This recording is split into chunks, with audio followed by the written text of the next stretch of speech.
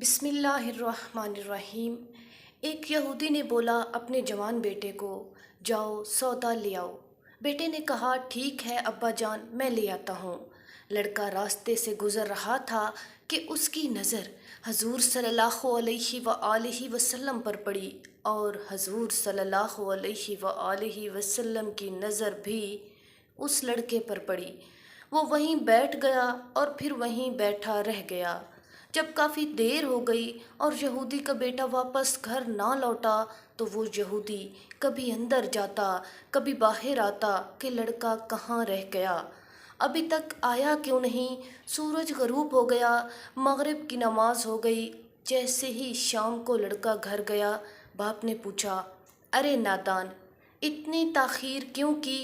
باپ بہت غصے سے بولا، تو بڑا نادان اور پاگل ہے، میں نے کہا تھا جلدی آنا، تم اتنی دیر کر کے آئے ہو، اور تمہیں سودا لینے بھیجا تھا، تم خالی ہاتھ واپس آ گئے ہو، سودا کہاں ہے؟ بیٹا بولا، سودا تو میں خرید چکا ہوں۔ باپ، کیا پاگل آدمی ہو تم؟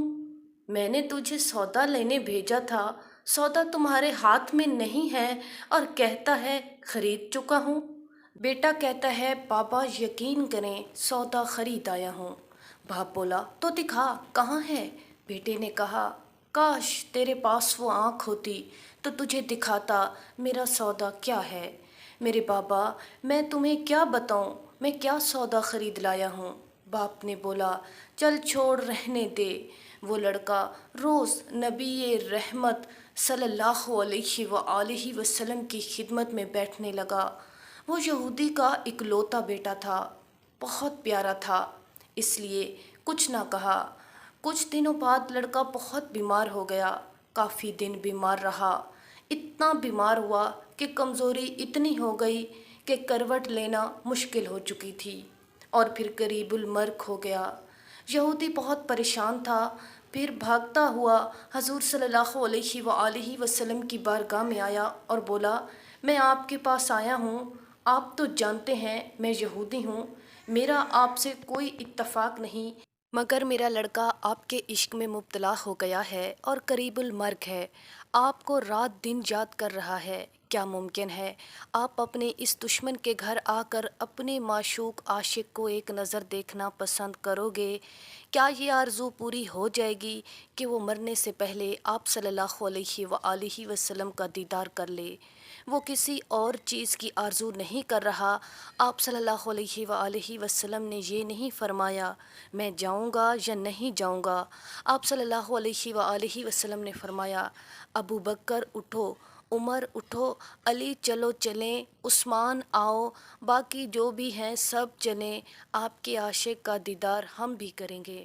آؤ اپنا دیدار اسے دیتے ہیں، آخری لمحہ ہے، آنکھیں بند کرنے سے پہلے اسے ہم کچھ دینا چاہتے ہیں، چلو چلتے ہیں۔ یہودی کے گھر پہنچے تو لڑکے کی آنکھیں بند تھیں۔ حضور صلی اللہ علیہ وآلہ وسلم کا سراپا کرم ہی کرم ہے۔ لڑکے کی پیشانی پر آپ صلی اللہ علیہ وآلہ وسلم نے اپنا دست اقدس رکھا، لڑکے کی آنکھیں کھل گئیں، جیسے زندگی لوٹ آئی ہو، جسم میں طاقت آ گئی ہو، ناتوانی میں جوانی آئی، آنکھیں کھولیں، رخ مصطفیٰ صلی اللہ علیہ وآلہ وسلم پر نظر پڑی، ہلکی سی چہرے پر مسکراہٹ آئی، لب کھل گئے، مسکراہٹ پھیل گئی۔ حضور صلی اللہ علیہ وآلہ وسلم نے فرمایا بس اب کلمہ پڑھ لو۔ لڑکا اپنے باپ کا منہ تکنے لگا تو وہ یہودی بولا میرا منہ کیا تکتا ہے ابو القاسم؟ محمد ابن عبداللہ جو کہتے ہیں وہ کرو۔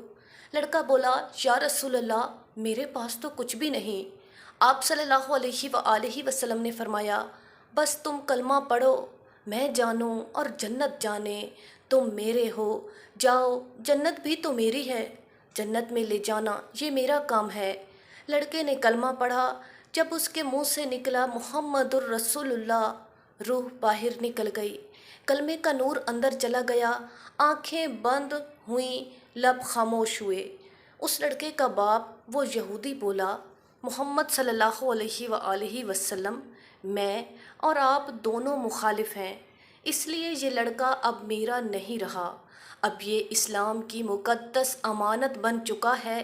کاشانہ نبوت صلی اللہ علیہ وآلہ وسلم سے اس کا جنازہ اٹھے تبھی اس کی عزت بنے گی۔ لے جاؤ اس کو۔ پھر آپ صلی اللہ علیہ وآلہ وسلم نے فرمایا، صدیق اٹھاؤ، عمر اٹھاؤ، عثمان آگے بڑھو، بلال آؤ تو صحیح، علی چلو، دو کندھا، سب اٹھاؤ اسے۔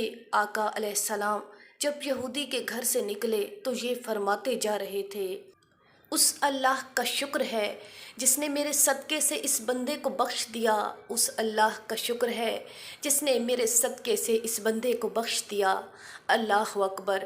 کیا مقام ہوگا اس عاشق کی محبت کا جس کو علی، عثمان، ابو بکر صدیق، عمر بن خطاب، بلال حبشی رضی اللہ تعالیٰ عنہما جیسی مشہور شخصیات کندھا دے کر لے جا رہے ہوں، اور آگے آگے محمد مصطفیٰ صلی اللہ علیہ وآلہ وسلم ہوں۔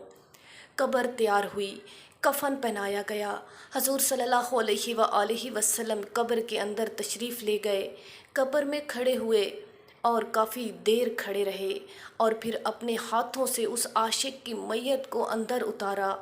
آپ صلی اللہ علیہ وآلہ وسلم قبر کے اندر پنجوں کے بل چل رہے تھے، مکمل پاؤں مبارک نہیں رکھ رہے تھے۔ کافی دیر کے بعد آپ صلی اللہ علیہ وآلہ وسلم قبر سے باہر آئے تو چہرے پر تھوڑی زردی چھائی ہوئی تھی، تھکاوٹ آپ کے چہرے پر صاف محسوس ہو رہی تھی۔ صحابہ پوچھتے ہیں، حضور صلی اللہ علیہ وآلہ وسلم یہ کیا ماجرا ہے؟ پہلے تو یہ بتائیں، آپ صلی اللہ علیہ وآلہ وسلم آپ نے قبر میں پاؤں مبارک مکمل کیوں نہیں رکھے؟ آپ صلی اللہ علیہ وآلہ وسلم پنجوں کے بل کیوں چلتے رہے؟ تو کریم آقا صلی اللہ علیہ وآلہ وسلم نے فرمایا، قبر کے اندر بے پناہ فرشتے آئے ہوئے تھے، اس لیے مجھے جہاں جگہ ملتی تھی میں پنجہ وہیں رکھتا تھا، پاؤں رکھنے کی جگہ نہیں تھی۔ میں نہیں چاہتا تھا کہ کسی فرشتے کے پاؤں پر میرا پاؤں آ جائے۔ پھر صحابہ نے پوچھا، آپ صلی اللہ علیہ وآلہ وسلم قبر کے اندر کیوں گئے؟ ہمیں کہتے ہم چلے جاتے۔ تو سبحان اللہ خوبصورت جواب دیا کہ میں نے اس لڑکے کو بولا تھا تیری قبر کو جنت بناؤں گا، تو اب اس کی قبر کو جنت بنانے قبر کے اندر چلا گیا تھا۔ تو پھر حضور صلی اللہ علیہ وآلہ وسلم اتنے تھکے ہوئے کیوں ہیں؟ تھکا اس لیے ہوں کہ فرشتے اور حوریں اس عاشق کے دیدار کے لیے آ رہے تھے اور میرے وجود سے لگ کر گزر رہے تھے، ان کی وجہ سے تھک گیا ہوں۔ ناظرین، مزید ایسے ہی خوبصورت ویڈیوز کو جاننے کے لیے ہمارے چینل کو ضرور سبسکرائب کریں، ویڈیو کو لائک کریں اور شیئر کریں۔ شکریہ۔